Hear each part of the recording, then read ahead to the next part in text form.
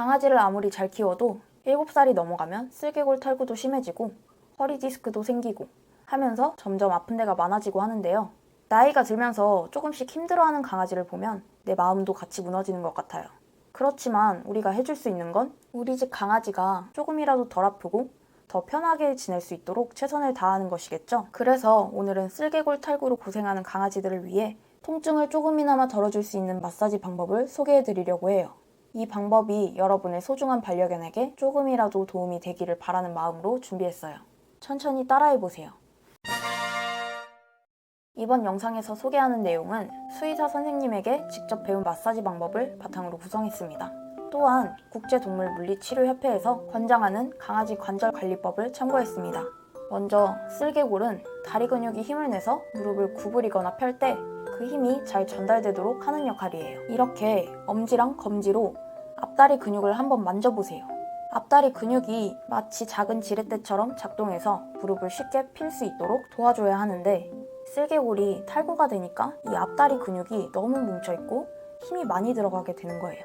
이렇게 근육이 뭉치고 무릎을 펴는 게 힘드니까 다리가 자꾸 떨리고 경련처럼 덜덜거리게 되는데요.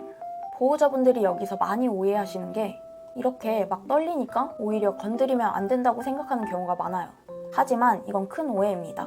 직접 마사지 해주면서 뭉친 근육을 풀어주는 게 훨씬 도움이 되고 좋습니다. 무릎 정중앙을 직접적으로 만져보시면 슬개골이 느껴져요. 이렇게 아래로 이어지는 정강이 뼈도 느껴질 거예요. 여기를 직접적으로 마사지를 한다는 느낌보다는 주변 근육을 쓸어내리는 느낌으로 마사지 해주시면 됩니다. 그리고 뒷다리로 가면 햄스트링이라고 부르는 부위가 있습니다.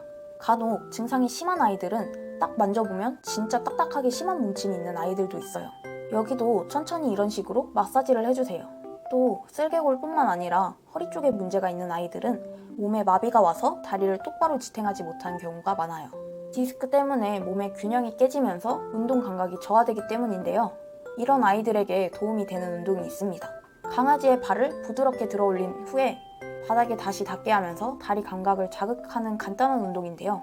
감각이 무뎌진 아이들에게 반복해서 해주시면 강아지가 다리에 실린 무게를 인식하게 되고 허리 근육의 긴장도를 조절할 수 있게 됩니다. 강아지를 이렇게 똑바로 서게 해주시고 발을 살짝 들어 올렸다가 놓아주세요.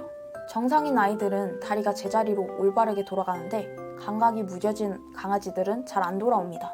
계속 이렇게 자극을 주셔야 강아지가 스스로 운동 감각을 느끼고 찾으면서 재활을 할 수 있습니다. 계속해서 다리나 발바닥을 부드럽게 마사지하면서 강아지가 균형을 잡을 수 있도록 유도해주세요. 이 운동은 허리 디스크로 인해 몸의 움직임이 불편해진 강아지의 회복을 돕고 재발을 예방하는 데 도움이 될 수 있습니다. 그리고 엉덩이 부분에 보시면 이렇게 뾰족 튀어나온 부분이 있어요. 지금 한번 직접 만져보세요. 이 부분은 근육이 아니고 대퇴돌기라고 하는 뼈입니다. 골반 관절의 중심을 딱 차지하고 있고 허리에서 이어지는 근육이 또 이 돌기에 붙어 있어요. 그리고 여기서 이렇게 내려가면서 무릎 관절로 이어지는 부위라서 굉장히 중요한 포인트입니다. 이 포인트를 지점으로 이렇게 근육이 굳지 않도록 마사지를 해주세요. 여기서 쭉 내려와서 이렇게 발목 부분도 조물조물 눌러서 자극해주세요. 근육은 허리부터 발끝까지 쭉 다 연결되어 있기 때문에 부위별로 해주시고 쭉 한번 훑어 내려오는 느낌으로 마사지를 해주세요. 이렇게 탈구나 디스크 증상이 있으면 통증이 생기고 그 통증 때문에 몸이 점점 붓고 안으로 굽어요. 허리도 굽고 무릎도 굽고 다 말려 들어가는 형태가 되는데요. 아프니까 이 자세를 당연히 더 편해야겠죠. 근데 이대로 그냥 방치하면 결국 계속 경직된 상태로 있다가 풀리지 않게 돼요. 그러면서 점점 걷지 못하게 될 수도 있어요. 그래서 마사지하면서 자주 척추를 이렇게 중립 상태로 만들어주시는 게 좋아요. 이렇게 만지면서 다리도 쭉 늘려주시고 허리도 말리지 않도록 해주세요. 다만 너무 심하게 하면 안 되고 반응을 잘 살펴주셔야 해요. 아파하고 소리를 내면 바로 멈춰주세요. 가능한 선에서 엉덩이도 쭉 늘려주고 전체적으로 스트레칭을 해준다는 느낌으로 늘려주세요. 또 많은 분들이 오해하는 게 강아지가 나이가 들었으니까 조금만 잘못 만져도 아픈 거 아닌가 하고 걱정을 많이 하세요. 그렇지 않아요. 관절 자체가 반대로 돌아가도록 꺾는 게 아니면 절대 다치지 않으니까 안심하고 잘 풀어주시면 됩니다. 이렇게 해서 앞다리, 슬개골, 뒷다리, 엉덩이, 그리고 자세 운동까지 전체 루틴으로 하루에 10분 정도 매일 꾸준하게 해주시는 게 좋습니다. 슬개골 탈구는 반려견의 관절 문제 중에서도 매우 흔한 질환이에요.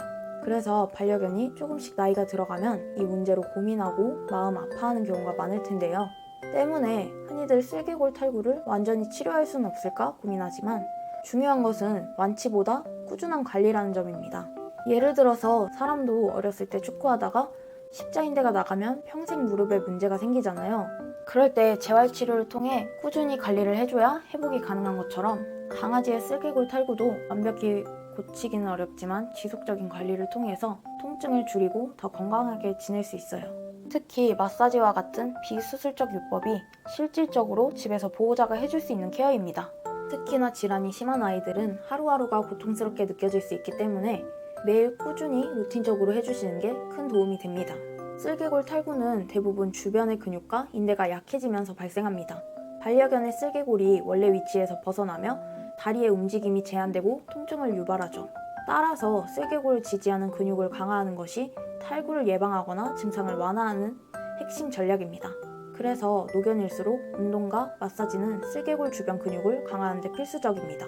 실제로 연구 결과에 따르면 마사지 요법은 반려견의 운동 범위를 증가시키고 근육 경직을 줄이는 데 효과적이라고 입증되었습니다.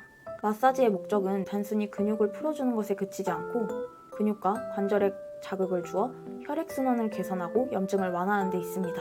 이미 증상이 많이 진행된 아이들은 완치하기는 어렵지만 반려견이 통증 없이 일상생활을 할 수 있게 도와줄 수 있습니다.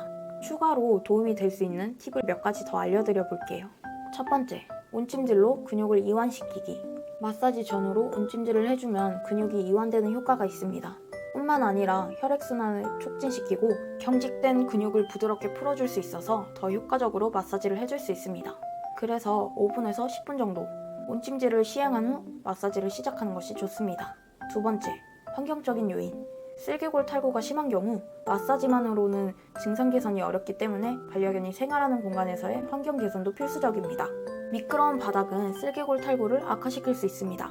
특히 슬개골 탈구가 이미 있는 아이들일수록 미끄러질 때 슬개골이 뚝뚝 빠지게 되면서 더욱 고통스러워합니다. 그러니 자주 다니는 곳만이라도 반드시 미끄럼 방지 매트를 깔아주세요. 제가 이전 영상에서 미끄럼 방지 매트 4종을 비교 테스트해본 영상이 있는데요. 영상 댓글란에 고정 댓글 링크로 남겨둘게요. 매트가 필요하신 분들에게는 분명 도움이 될 테니 꼭 한번 확인해보세요. 세 번째, 안아주는 방법. 마지막으로 강아지를 안아주는 자세 역시 중요한데요. 일단 첫째로 이렇게 한 손으로 배를 잡고 들거나 겨드랑이 사이로 손을 넣어서 드는 자세는 척추에 큰 부담이 갑니다. 절대 주의해주세요. 그리고 보통 강아지들이라면 이렇게 가슴 쪽과 엉덩이를 받쳐서 들어주시면 됩니다. 다만 허리 디스크나 관절 질환이 심한 아이들은 최대한 척추가 굽어지지 않도록 자세를 유지해 주셔야 해요. 되도록 앉지 않는 것이 좋지만 불가피한 상황에서는 이렇게 허리가 굽지 않도록 중립을 유지하신 상태에서 그대로 들어 올려 주시는 게 중요합니다. 사실 오늘 알려드린 내용 자체에서 어려운 건 하나도 없어요. 결국 가장 중요한 것은 매일 조금씩이라도 꾸준하게 루틴처럼 해주는 겁니다.